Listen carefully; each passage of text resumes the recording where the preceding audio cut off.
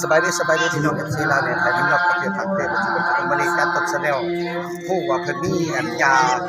ดิตาพาเพราะว่าจันต้นตาจากทางพี่น้องไปพี่น้องกัน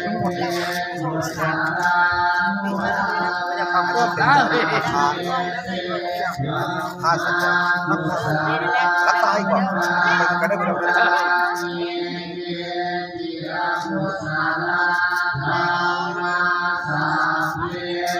แล้ว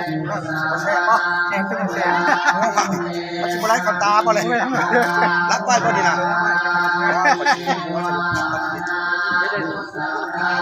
แซ่บเย็ดแซ่บก็จะว่าพี่น้องที่อันต่อยังมือตาบ่ได้เย็ดหมอเพิ่นเมื่อนน้ำรับน้ำพี่น้องท่าเข้าไปแล้วสิเฮ็ดให้เย็นท่าเฮานี่เย็นเข้าไปหดในเด้อพี่น้องเด้อยาเย็นแซ่บก็น่าสิเป็นตาเศร้าก็ท่าเราต่อแซ่บเย็นมาลองลงมาด่าเอามาลองผู้ใดอยากลองมาลองได้เพิ่นว่าผู้ใดอยากลองมาลองได้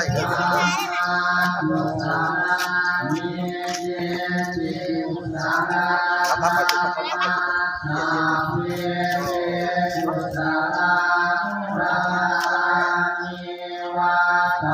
ของดีผู้ใดก็อยากลองพี่น้องเอ้ยทานหมอคนนี้พี่น้องเป็นน้ำใจที่ว่าพวกสมควรคอยมาเห็นแต่ผู้เดียวนี่แหละที่ว่าไปขายยาเพิ่นให้ลองพี่ครับพี่เดี๋ยวพวกเพิ่นบ่ให้ลองเลยเนาะบ่ซื้อเพราะว่ากันแน่ๆนะบ่ซื้อเพราะว่ากันหาใช้ได้แน่ๆก็แม่อยู่ตัดเข้าตาเจ็บแขวกับโรคได้รับก็เพราะทุกเจ็บแขวกับโรคได้เจ็บแขวกับโรคได้พวกหิ้งพวกอันนี้นิ้วแค่ลังเท่าไหร่สิ่งนี้จะเป็นนิ้วแค่ลังสมมติว่าบ่ได้ปวดบ่ได้กาหักแต่ว่าเอาเก็บสันหลังเจ็บในท่าอย่างเจ็บก่อนลองได้เจ็บในสิลองท่าสันหลังเจ็บสันหลังจักสิว่าสิเป็นอย่างนั้นก็บ่รู้แต่ว่าเพิ่นมาให้ลองก็เลยสิลองเจ็บสันหลังกัน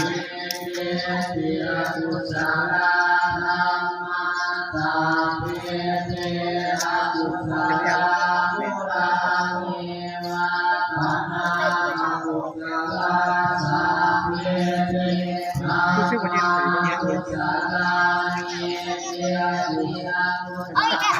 ครับยานี่ซื้อมาจากไหนยาเฮ็ดเองคนคือเขาเป็นซื้อมาจากบริษัทหรือว่าซื้อมาจากอาหารบ่แม่นตัวนี้ยานี่ผลิตเองมียังแน่พอต้องไปมาหลายแนวเนาะบอกบ่ได้เนาะมันของดีนี่มันก็บอกกันบ่ได้พี่น้องเอาตามตลาดครับพี่น้องมันสนใจและนำเอาไปใช้ที่เอาไปประกอบแล้วนี่นะพี่น้องปรุงแล้วไปใช้โลดก็ต้องสิเป็นปรุงไปยังเนาะเป็นการนั่งแต่ผ้าเย็นเดี๋ยวชิบเบาๆกินตัวตาสิเบาๆแบบมันหวานสว่างมีแห้งตาที่ไหนแห้งตาแห้งตาเบาๆถ้าบาดเจ็บมาสังเกตอาการหน้าสิเศร้าหรือว่าคันต้องใส่ประจำหมดเลยคนใส่เดียวกันสาธุขอให้มัวตานี่มัวเป็นทับเป็นตาแดดเขาสิเข้าไปในเฮือนเข้าไปตะบิดนี่บ่เห็นจังเลยอยู่เทิงเติบจักตะเกทำให้มันเชื่องตาผ้าอีกก็ได้ขอบใจมันสำคัญสำหรับคลิปนี้พี่น้องหลังจากต้นแนลจะได้นำพาพี่น้องเอาได้มาสัมผัสหรือว่ามาสัมภาษณ์กับยาและก็มาสัมภาษณ์กับเจ้าของยาเพิ่นให้พี่น้องเขาได้พังนํกันว่ามันเป็นความจริงหรือบ่แต่มาลองยาแม่ได้มาลองยาต้นได้น้องทดลองเองแล้วสนใจอยากได้ยาดีเพิ่นไปใส่หรือไปยังก็แล้วแต่มันเป็นพยาธิอะไร ราะว่ายาอยู่ในกล่องนี้มันบ่ เป็นนิดจะดวงเป็นนิ้วกระลัง แม่นยาน้อยๆกล่องเดียวนี่พี่น้องเขาซื้อไปนี่ราคาเท่าไหร่นี่ ราคาแสน ราคาแสนกีบพี่น้องราคาแสนกีบ นี่ทุกอย่าง มันสิได้ดีได้หลายพยาธิเด้อพี่น้องเด้อดีหลายพยาธิเด้อพี่น้องเอ้ยคันว่าบ่เชื่อก็ลองเบิ่งเนาะแต่ว่าผู้ค้า ก็ซื้อบ่ว่า บ่ซื้อบ่ว่ามันคือจังซี่คันมาแล้ว เป็นผ้าเอวเป็นอะไร เย็นเข้าไปเบิ่งจะไม่แห้งไม่แห้งไม่เอาเลย โอ้ยเศร้าเลยคนไทยตายอ้าวพี่น้องสำหรับคลิปนี้ตั้งแต่ต้นแนวครับขอโอ้ย พูดสิบ มันเย็น ก็เจ็บก็เจ็บ เฮ้อไว้สำหรับสักก่อนเนาะเอาในรายการพบกันไปใน